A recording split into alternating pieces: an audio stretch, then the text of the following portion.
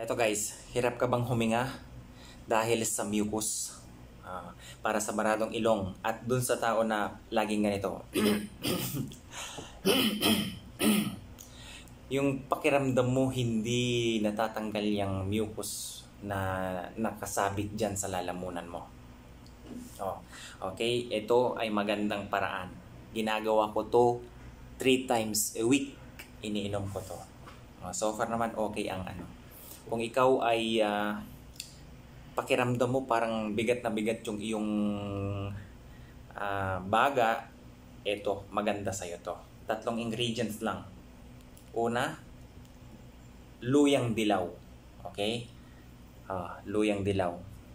Hiniwa-hiwa ko na yan.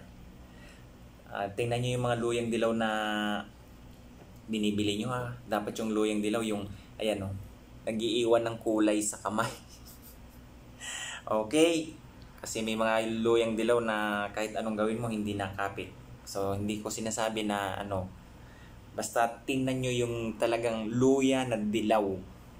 Pangalawa, sibuyas. Okay. Bakit sibuyas? Ang sibuyas ay meron itong sulfuric compound, containing compound na tinatawag na cysteine. Ang cysteine, carbocysteine, mga solmux, mga ganyan-ganyan. Parehas lang yan, na nandyan yan. Yung cysteine na presence dyan ay mucolytic or expectorant. So, ito lang. Pangatlo, luya. Ang luya, in the old age, kahit noon pa, ginagamit na itong relaxant. Okay? Ginagamit na rin itong para sa may mga ubo, pero para sa may mga cough, cold, mga ganyan. Yung mga lagnat, ginagamit yan. Dahil ang luya ay merong tinatawag na oleoresins. Sa mga hindi pa nakakalam, yan ay mucus expectorant. Tinatanggal niya yung mga excess mucus na nakakabit para hindi na siya at mailalabas mo siya. So effective to.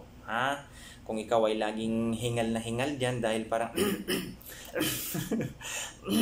gumaganyan-ganyan ka. Yung parang hindi natatanggal o para hindi ka na magganon-ganon, ganito lang gagawin mo. So i-check mo lang siya, ganyan siya. Tapos hiwa-hiwain mo rin to. Usually ganito lang ginagawa ko para at least maubos ko kasi kung marami akong ginagawa, ang hirap maubos. At ito pa, kung sakali na nakagawa na kayo ng ganito, iwain ko muna to.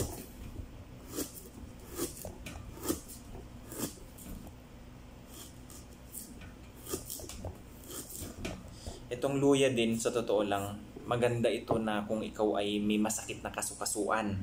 Ayan. Maganda din yan. Lumuluwag ang paghinga mo pag ganito ang gagawin mo. Okay? O wala namang mawawala kung susundin mo yan o hindi. Kung medyo ayaw mo sa herbal, okay. So, ilalagay lang sa ganito. Tingnan mo yung diba? Nakapit.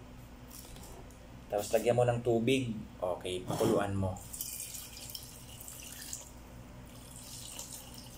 Ginagawa ko, tinatansya ko yung 3 baso kasi ito pang 1 week ko na to. So, every take ko 1 baso.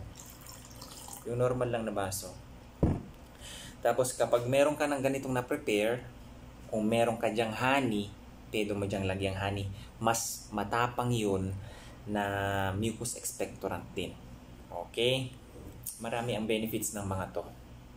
So, kung ikaw ay nahihirapan at medyo feeling mo naninikip yung mga bronchioles mo dyan sa mga lungs mo, paluluwagin niya yan. Paluluwagin niya talaga yan. Kasi kahit naman pag ikaw, for example, kadalasan ang ginagamit dati yung luya lang. Ngayon, mas lagyan mo pa ng ganyan mga sulfuric containing compound yan, yung sibuyas, para mas lalong malakas ang binding na. Okay, so pakuluan mo lang ito mga 5 minutes. Then palamigin mo. Ako nilalagay ko lang sa ref. Tapos iniinit ko na lang. Lukewarm lang, pinapainit lang ng ganun kapag iinumin ko na siya. Okay guys, sana makatulong at mabuksan yung hirap na paghinga mo. Yan lang yan. Okay, yung iba nilalagyan na ng bawang, pero ako okay na yan. Masyado lang malakas yan. Kasi na-take ko na dati to. Yun nga lang, wala naman akong honey. Ito lang, pure lang na ganito. Okay, so 3 lang. Luyang dilaw, sibuyas, at saka luya na dilaw. Tsaka luya, parang dilaw din naman, pero light yellow yung isa. Tapos, parang tinan mo, iniiba niya yung kulay ng tubig na. Okay, so guys, ito ay isang na naman na sana ay makatulong sa inyo. Mas maganda yung paghinga mo ng maayos. Okay? So, thank you for watching guys. Damais TV. Kung gusto mo to, follow mo at saka like, tumawa ka o heart mo. Bye-bye!